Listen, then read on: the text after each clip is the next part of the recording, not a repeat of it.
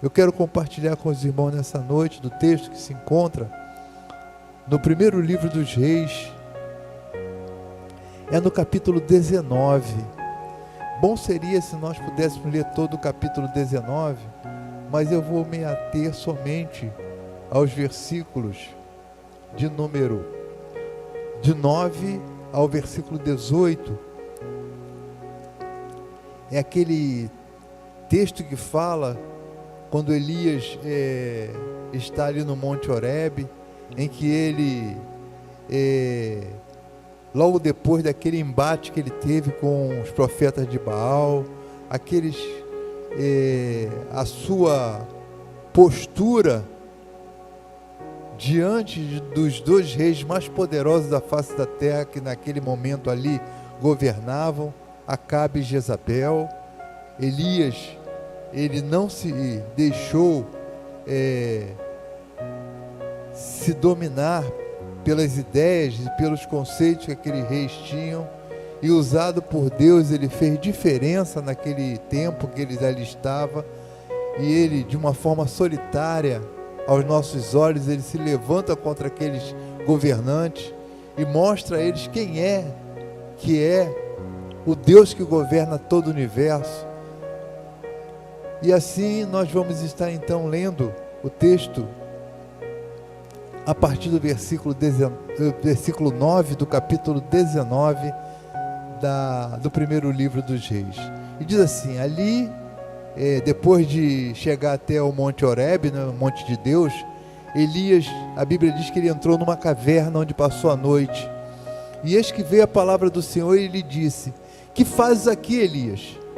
E ele respondeu: tenho sido zeloso pelo Senhor, Deus dos exércitos, porque os filhos de Israel deixaram a tua aliança, derribaram os teus altares e mataram os teus profetas da espada, e eu fiquei só, e procuram tirar minha vida. Disse-lhe Deus: sai e ponte neste monte perante o Senhor.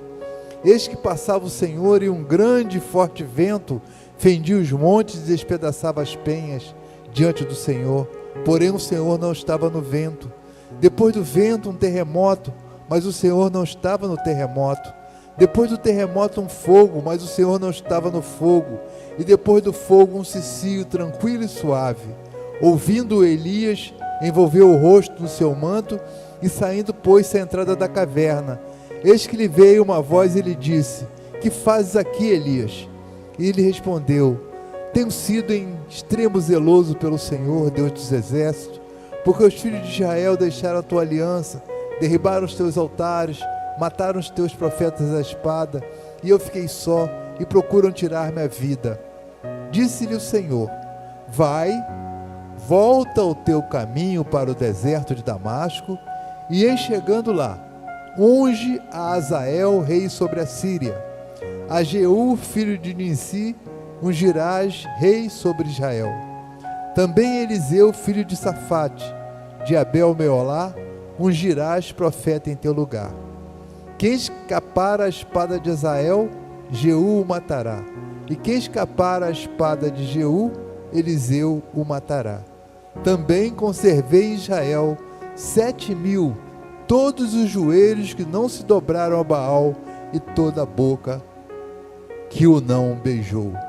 Senhor, é a tua palavra, que nessa noite, Senhor Deus, ela venha fazer diferença em nossas vidas, que nós possamos estar receptivos, Senhor Deus, sempre a ouvir aquilo que vem do Senhor. Te oro, Senhor Deus, pedindo por esse tempo tão difícil que estamos vivenciando, Senhor Deus. Quanto tantas coisas estranhas têm acontecido em nosso meio. Te suplicamos pela nossa nação, Senhor Deus, pelo teu povo que aqui está, Senhor Deus, pela união de nós todos os brasileiros, Senhor Deus, pela união, Senhor Deus, das nossas igrejas, e que possamos, Senhor Deus, falar em nome de Jesus, para que as pessoas possam entender e compreender quão grande é o teu amor por nós, Senhor. Te oro, Senhor Deus, pedindo a paz, pedindo, Senhor Deus, que o Senhor nos livre do homem mau, do homem sanguinário. Livra nossos lares, nossos filhos, Senhor Deus. Guarda-os, Senhor Deus. Em nome de Jesus é que te oramos. Amém. Amados, eu quero pensar com os irmãos nessa noite, baseado no texto que nós lemos, pensar que nós podemos viver com temor e sem tremor. A Bíblia nos mostra, nesse texto que nós lemos, um homem que passou por experiências, grandes experiências, onde Deus o usou de forma poderosa.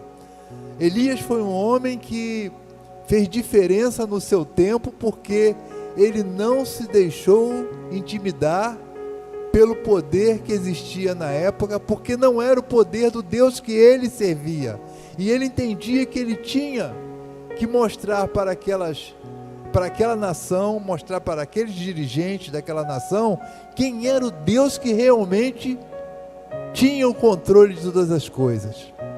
Eles adoravam a Baal. Baal era uma entidade pagã, uma entidade em que as pessoas se colocavam diante dele e o adoravam como um Deus.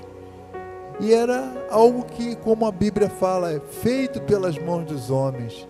Então, se era feito pelas mãos dos homens, não tinha o poder daquele que é desde a eternidade, daquele que é o Eu Sou, que se apresentou a Moisés e disse a Moisés que ele daria a ele poder, daria a ele autoridade para chegar diante do faraó e ali dizer que ele teria que libertar o seu povo.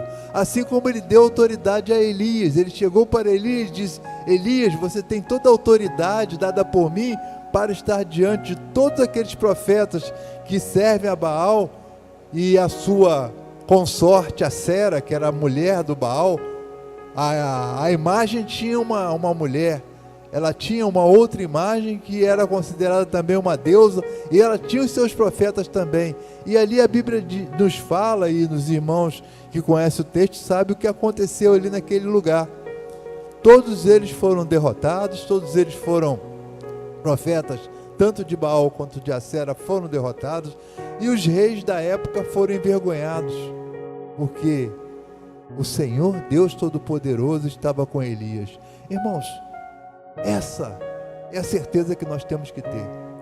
Quando nós temos uma missão dada por Deus, e a missão que Deus nos deu é de pregar o Evangelho a todo tempo e a todos os lugares do mundo, a todos os cantos desse mundo, a todos os rincões da nossa pátria, nós temos que ter a certeza que o Deus que nos enviou, o Deus que nos deu essa ordem, o Deus que tem nos capacitado para isso, Ele está conosco.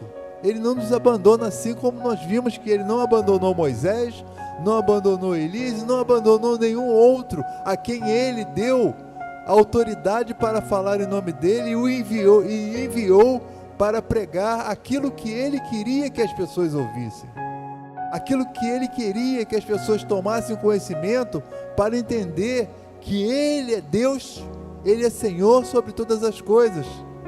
E assim Ele fez com Elias. Mas aí nós vamos Elias passou por uma experiência que nós às vezes também passamos. Quantas vezes nós temos a autoridade dada pelo Senhor para nós falarmos em nome dEle, nós temos os recursos dados pelo Senhor para falarmos, para usarmos em nome dEle, nós temos o público-alvo a ser alcançado, porque Deus assim nos capacitou para falar a esse público, e nós ficamos temerosos, e nós nos encolhemos. Elias, ele ficou nessa situação, ele foi ameaçado. E quantas ameaças nós já recebemos, irmãos? Eu lembro, irmão, certa vez, eu pastoreava uma igreja, e nessa igreja nós tínhamos o culto de domingo. Domingo era praticamente todo dedicado ao Senhor. Nós tínhamos culto de oração, como nós temos aqui, voltaremos aqui em breve. Tínhamos a escola bíblica dominical, o culto matinal, ensaio do coral que era feito no domingo. 3 horas da tarde todos os domingos nós tínhamos um culto ao ar livre. Nós procurávamos um espaço e nós íamos para esse espaço, e como nós estávamos numa região que tinha muitos condomínios, nós tínhamos antecipadamente, Nós íamos até os responsáveis pelos condomínios e pedimos a autorização para estarmos ali pregando. E ali nós estávamos um dia num condomínio. Apesar dos muitos deles serem condomínios abertos, nós nunca adentramos nenhum deles sem autorização do responsável por aquele condomínio. E ali nós estávamos um dia, nós tínhamos uma Kombi aberta, nós colocávamos instrumentos ali, o pregador e a equipe de louvor embaixo, e os irmãos também ali. Para os mais idosos, pessoas que tinham dificuldade, nós levávamos as cadeiras. Então nós tínhamos um grupo bem organizado que fazia esse trabalho. E nós estávamos um dia num condomínio e já havíamos passado lá algumas vezes e ali pregado. Quando nós estávamos pregando, a equipe de louvor estava se apresentando, ainda não tinha passado, a palavra não tinha sido passada ao pregador. E ali, lembro que era um seminarista, o saudoso pastor Jorge Cabral, era ele que estava nesse dia dirigindo o culto. E ali a equipe de louvor estava cantando quando se aproximou um homem. E chegou e falou: olha, para com essa bagunça aí. Para tudo, pega todos esses negócios e vão embora. Eu me aproximei dele e falei: não, mas nós temos autorização para estar aqui. Vocês não têm autorização coisa nenhuma. Eu dei autorização a vocês. Eu falei: o senhor não deu, mas o síndico deu. E nós fomos até ele, nós temos autorização. O síndico aqui não manda nada, pode sumir todo mundo daqui. E ficou aquela situação. Eu lembro do nosso dirigente, né, o líder do grupo do grupo de louvor. Ele era o irmão do violão. Ele era branquinho, irmãos. Ele praticamente ele ficou mais branco ainda. Parecia que ficou transparente. E eu percebi que ele estava mal. Ele ia talvez até desmaiar. Tamanha pressão que aquele homem estava fazendo sobre o grupo. E ali ele começou: não, vocês têm que sair, vamos parar. O seminarista Jorge Cabral, ele pulou mesmo, literalmente. Ele pulou sobre a Kombi e ali ele puxou o hino Vencendo Vem Jesus, já refúgio a glória eterna de Jesus, o Rei dos Reis. E ali começou todo o grupo a cantar. E o homem desesperado: vamos parar, olha, eu vou acabar com essa bagunça aqui. Olha, ele metia a mão na cintura e puxava uma coisa que nunca saía, né? Irmãos, aparece uma senhora desse tamanho assim. E aquele homem zarrão, quando ele olhou para ela virou e falou assim: deixa de importunar pessoas que não estão fazendo nada contra você. Você deveria ter vergonha nessa cara. Aquilo que nós tínhamos vontade de falar e não falamos, aquela senhora falou: passa para casa agora. E ele foi embora.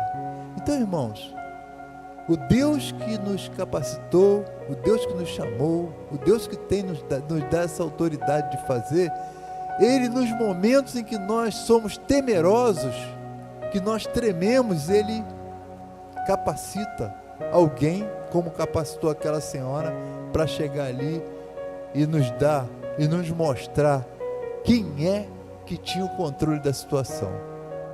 E ali, naquele dia, ainda nós tivemos algumas conversões que aconteceram após esse incidente. Então, irmãos, Elias também viveu isso. Elias teve toda... Deus deu todo o poder a ele, capacitou ele de tal forma que ele pôde fazer tudo aquilo que nós sabemos que ele fez. Mas esse mesmo homem, no momento em que ele foi ameaçado, né, Jezabel e Acabe diz que vão colocar todo um grupo de pessoas para estarem atrás dele e matar. Inclusive ele diz que queria a cabeça dele. Elias então se desespera. E no seu desespero ele procura uma caverna para se isolar.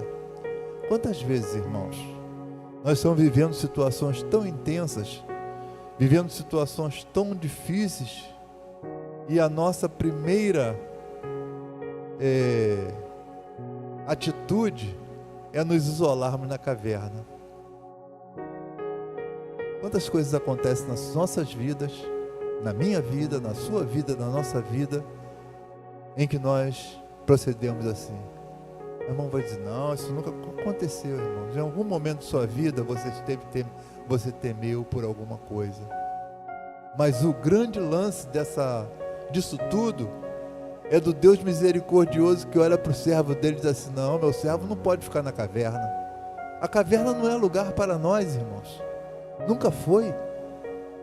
E ali a Bíblia diz que Deus então convida Elias a sair da caverna. Sai da caverna, Elias. Eu não te mandei entrar aí.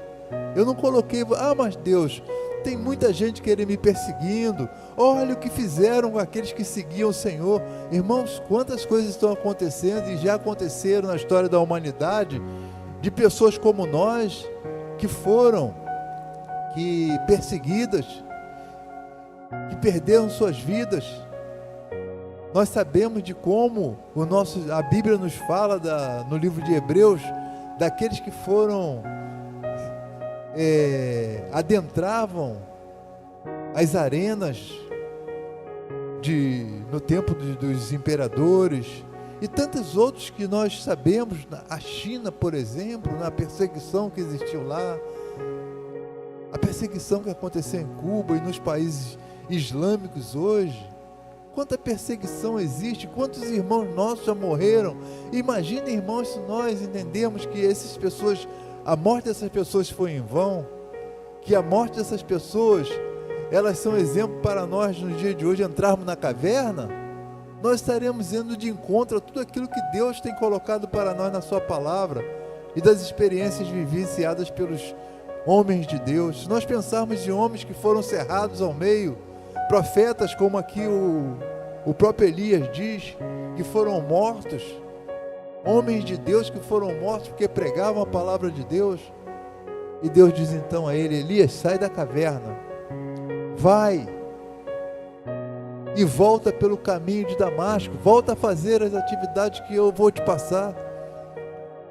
E aquele homem temeroso, aquele homem escondido, aquele homem cheio de medo dentro de uma caverna, Deus se apresenta a ele. Ele diz a Bíblia que primeiro foi o grande forte vento que despedaçava tudo, mas Deus não estava ali. Às vezes, irmãos, nós estamos vendo esse tipo de situação, as coisas se quebrando em nossa volta, mas Deus não está ali. Depois a Bíblia diz que veio um terremoto, mas Deus não estava no terremoto. Quantos terremotos têm abalado as nossas vidas, mas Deus não está ali. E diz então depois que veio o fogo, mas Deus também não estava ali. E Deus então se apresenta como tem se apresentado para nós. Diz que era uma voz tranquila, uma voz suave, a voz de Deus, que tranquiliza os nossos corações, que tira o nosso medo. Então Elias percebeu que ele precisava dar atenção a essa voz, porque até aí Elias só mostrou temor, o tremor, ele tremendo diante das dificuldades, mas nesse momento ele mostra o temor ao Deus Todo-Poderoso. E Deus diz para ele, o que você vai estar fazendo aqui, Elias? Sai, vem, olha só, vem comigo,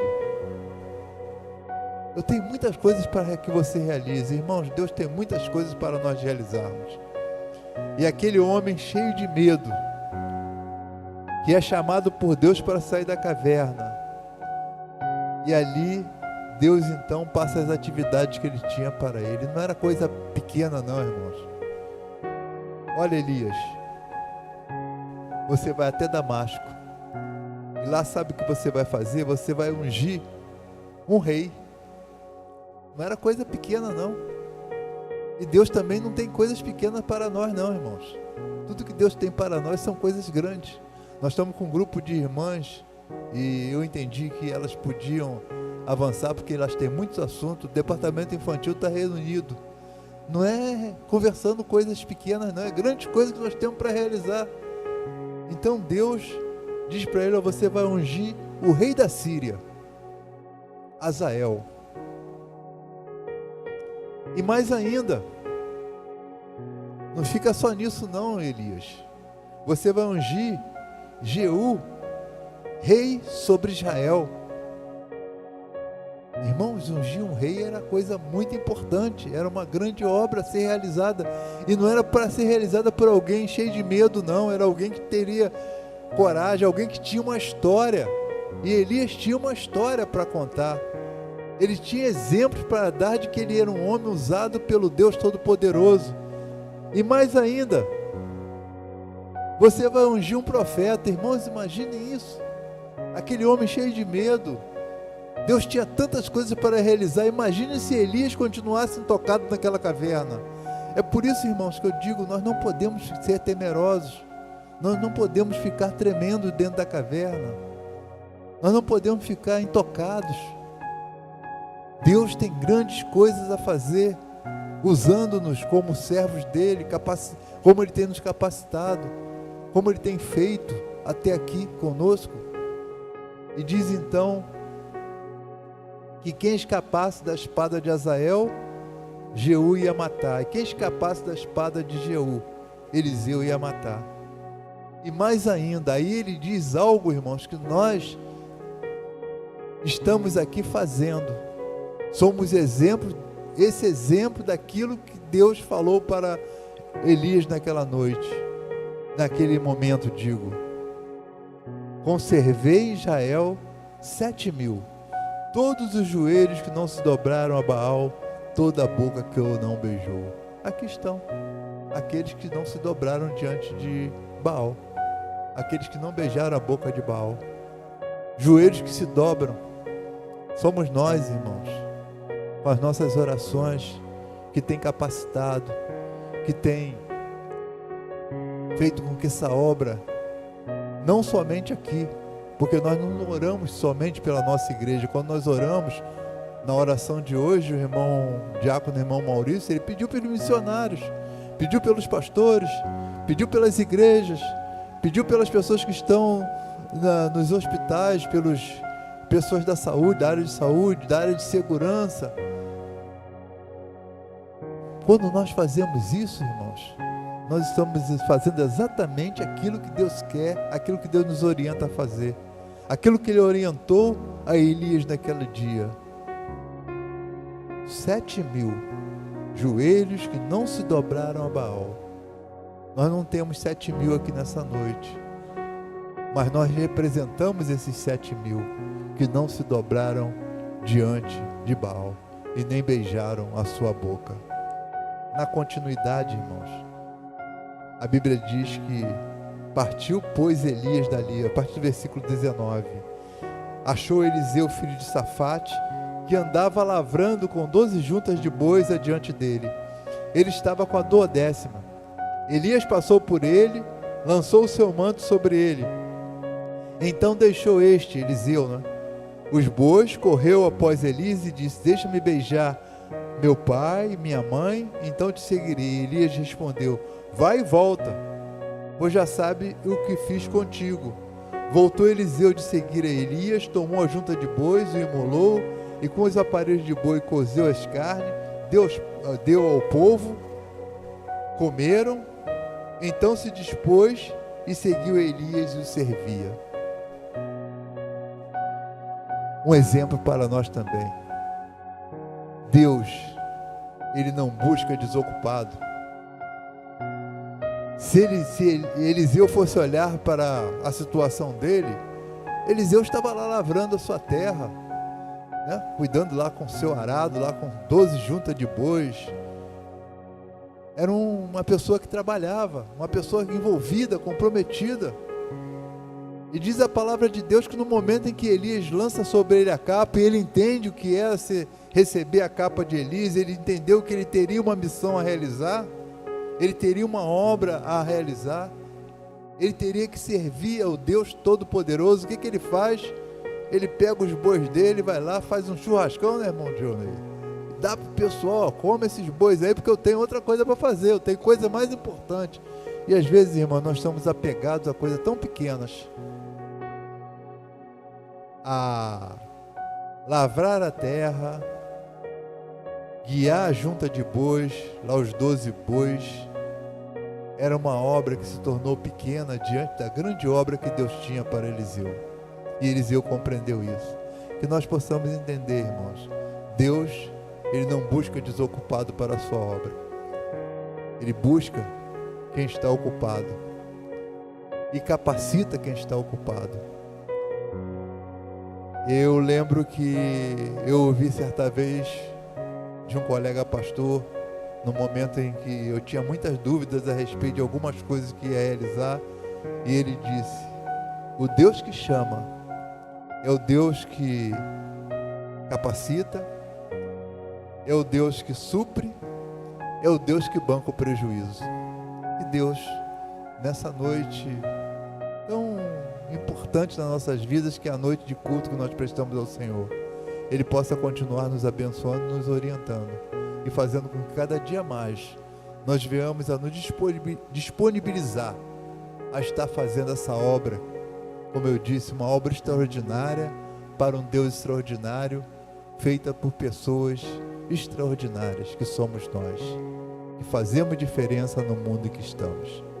Vamos orar a Deus mais uma vez e agradecer ao Senhor por tudo que o Senhor tem feito em nossas vidas, para que cada dia mais o Senhor, Ele possa nos usar, fazendo diferença nesse mundo tão difícil que nós estamos vivendo, nesse tempo tão difícil que nós estamos vivendo, nesse mundo de tantas injustiças.